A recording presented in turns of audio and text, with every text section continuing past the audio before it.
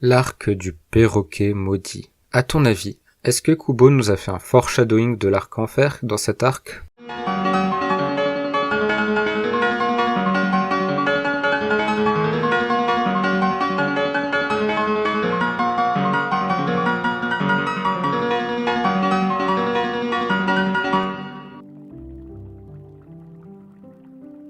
Salutations chers lecteurs de manga, je suis Gotaro et bienvenue dans ce nouvel épisode de Bleach Story, l'émission durant laquelle je partage avec vous ma relecture des arcs du manga Bleach.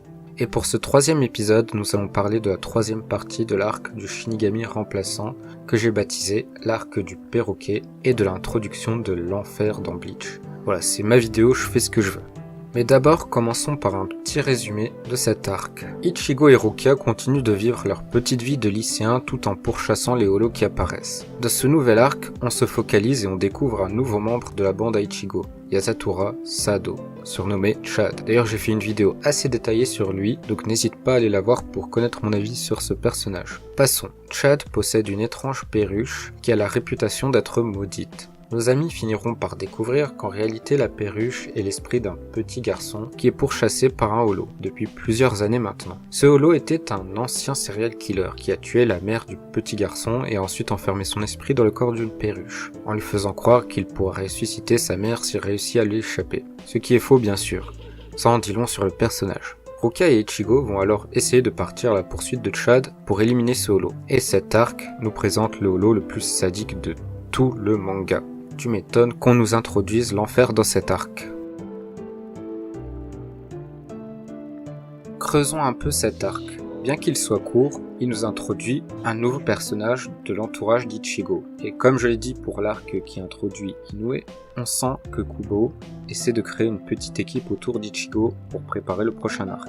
D'ailleurs, Chad est tout le contraire d'Inoue. Pour montrer la fragilité d'Orihime, Kubo l'introduisait avec un accident de voiture. Même si on découvre après que c'est son frère qui l'a blessé. Mais du coup là, dans la même idée, pour montrer que Chad est un personnage caractérisé par sa force, on nous l'introduit dans une scène assez efficace où tu le vois encaisser une poutre en métal avec son dos pour protéger ses amis.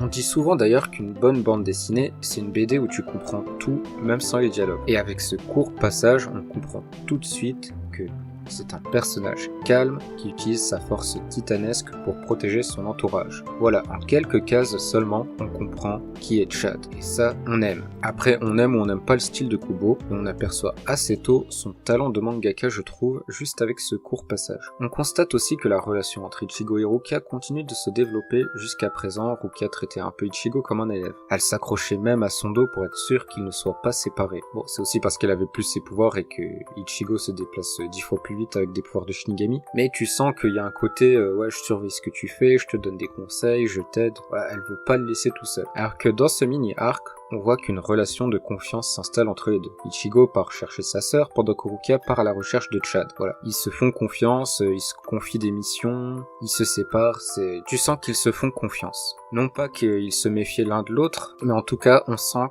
qu'ils s'attachent de plus en plus l'un envers l'autre. Amicalement bien sûr, je veux dire. On a aussi un autre passage développé en arrière-plan. Karine, la petite sœur d'Ichigo. Elle sait ce qui arrivait au perroquet juste en le voyant. Ce passage nous permet plus ou moins de comprendre deux points. Le premier point, c'est que les membres de la famille d'Ichigo sont capables de bien plus que de voir simplement les fantômes. Ce qui peut être vu comme une forme de foreshadowing par rapport à l'hybridité d'Ichigo ainsi que tout un tas d'éléments sur sa famille. Mais je n'en dis pas plus, je fais de mon mieux pour ne pas spoiler. Deuxièmement, l'histoire du perroquet est très similaire à celle d'Ichigo et ses sœurs. Jusqu'à présent, la mère d'Ichigo n'a été que brièvement évoquée dans le manga. Le fait que son histoire affecte autant Karine en dit long sur le rapport de la famille Kurosaki à cette histoire. La manière dont Kubo nous représente le lycée d'Ichigo me rappelle un certain type de manga. Les mangas furios. Les mangas de délinquants, gros. Non mais franchement, regarde-moi ces tronches. Perso, je m'attends à tout moment à voir Onizuka débarquer dans le lycée. En plus de rajouter une petite ambiance shonen au manga, ces passages nous montrent que ce n'est pas un hasard si Ichigo est devenu un bagarreur. Tout est dans le non-dit. Mais tu comprends assez rapidement qu'Ichigo a dû devenir fort par nécessité, car il se faisait régulièrement des ennemis à cause de ses cheveux roux. Au Japon, les teintures sont un signe de délinquance, un peu comme les tatouages et les tags chez nous. Même si c'est devenu un peu plus mainstream de nos jours. Quand Chad arrive dans la clinique Kurosaki, on voit Ichin faire passer un message au directeur de l'hôpital de Karakura. Est-ce que c'est à Ryuken que ce message s'adresse? Et Shrieker est le premier holo que l'on voit qui possède des capacités spéciales. Il est capable de faire disparaître des larves qu'il peut faire exploser à l'aide d'un son produit par sa langue. La confrontation est assez humoristique, en particulier quand Chad essaie de se battre alors qu'il ne peut pas voir le holo. Ce combat se révèle intéressant sur plusieurs domaines. Déjà, on constate que Ruka n'a toujours pas récupéré ses pouvoirs, ce qui a l'air de la surprendre. On doit donc en déduire qu'elle devrait déjà commencer à les avoir récupérés. C'est avec ces détails disséminés ici et là que Kubo nous prépare son arc Soul Society. Ce combat est aussi l'occasion de voir les personnages interagir entre eux, sans Ichigo dans les parages. Et je dois avouer que ce bref duo entre Chad et Ruka est un de mes passages préférés. Malgré ses aspects comiques, ce mini-arc reste assez sérieux. Quand Ichigo affrontait Sora, on voyait qu'il avait du mal à prendre le dessus. Là, pour nous montrer qu'Ichigo progresse et pour montrer que le personnage est en train de devenir un héros, ou que le héros est en train d'évoluer, Kubo lui offre une scène d'arrivée badass, très similaire à celle de Goku face à Piccolo Daimao dans Dragon Ball. Face à cet ennemi impitoyable, Ichigo se montre d'ailleurs sans pitié, et même si Kubo n'est pas encore à son prime niveau dessin, j'aime beaucoup le découpage et l'efficacité avec laquelle Kubo dessine le mouvement de sabre et la violence des coups. Tu sens vraiment que le sabre tranche tout ce qui est entre lui et l'air. On sent vraiment le tranchant du sabre, et ça c'est vraiment fort, surtout pour un début, même si on sait qu'il a fait un manga juste avant. Dans ce mini-arc, même si c'est la première fois que l'on voit un holo réellement méchant, on n'a qu'une envie, c'est de voir Ichigo lui refaire le portrait. Et c'est probablement pour cette raison que c'est aussi satisfaisant de voir Ichigo gagner.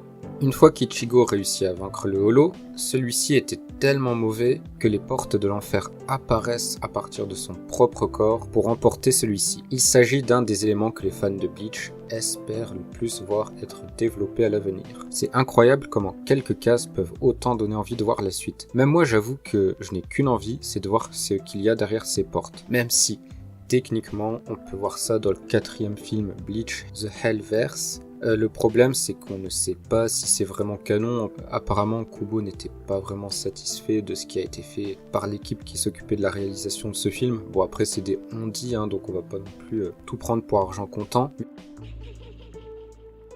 Pour conclure cet arc, Kubo enrichit son lore en nous montrant les portes de l'enfer. C'est la première fois et dernière fois qu'on les voit avant le 4e film, ainsi que le fameux chapitre 686.5, le fameux chapitre qui introduit l'arc enfer. C'est fou parce qu'au final, les portes de l'enfer, c'est un passage très court du manga, autant pour le chapitre 686.5 que dans l'arc dont nous sommes en train de parler, et pourtant, il y a eu des centaines de vidéos et il y a encore actuellement énormément de débats sur ce qui peut se passer en enfer, comment ça fonctionne et tout ce qui pourrait arriver dans l'histoire. Et je pense que c'est un élément très intéressant pour notre analyse de cet arc, c'est qu'en fait, quand tu commences un manga, tu dissémines ci et là des petits bouts comme ça d'idées, des petits bouts d'idées à droite à gauche. Et en fait, ces éléments, ça va être ces petites idées, ces petits déclencheurs, ça va être des éléments que tu vas développer au fur et à mesure de ton histoire. En fait, là, on voit que Kubo, il se dit « Ok, je vais créer les portes de l'enfer, comme ça, si après l'arc Society, je veux faire un arc enfer, eh ben je pourrais parce que je l'aurais introduit ici. » Et on verra plus tard dans quelques chapitres aussi qu'il va introduire un élément dont il va se resservir pour l'arc à rencard. Voilà, ceux qui connaissent vraiment le manga par cœur, je suis sûr que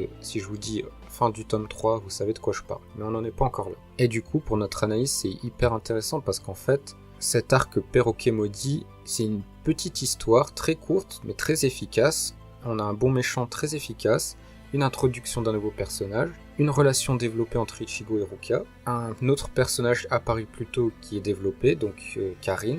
Donc on a toute une bonne petite histoire avec un début, un milieu, une fin. Et en même temps, on a ces éléments disséminés à droite et à gauche qui vont servir plus tard à rendre la série plus longue, à développer son lore, à créer des arcs plus ambitieux. Et du coup, moi je trouve ça hyper intéressant pour tous ceux que ça intéresse d'écrire des scénarios ou de dessiner des mangas. Mais pas seulement aussi, pour les fans aussi de Bleach, c'est intéressant de décortiquer ces petits éléments et de voir que Kubo en fait, il savait où il allait avec l'Arc Sous Society, mais on voit qu'en même temps, il avait envie de préparer d'autres éléments qui pourraient lui servir pour après. Donc on sent quand même qu'il avait envie de faire une longue série dans tous les cas, avec de potentiels arcs. Et puisque je parle du chapitre 686.5, on voit que justement, cet élément, il a vraiment pas introduit par hasard et qu'il avait vraiment envie de s'en resservir, à tel point que ça resservira 15 ans après, même voire 16 ou 17 ans après.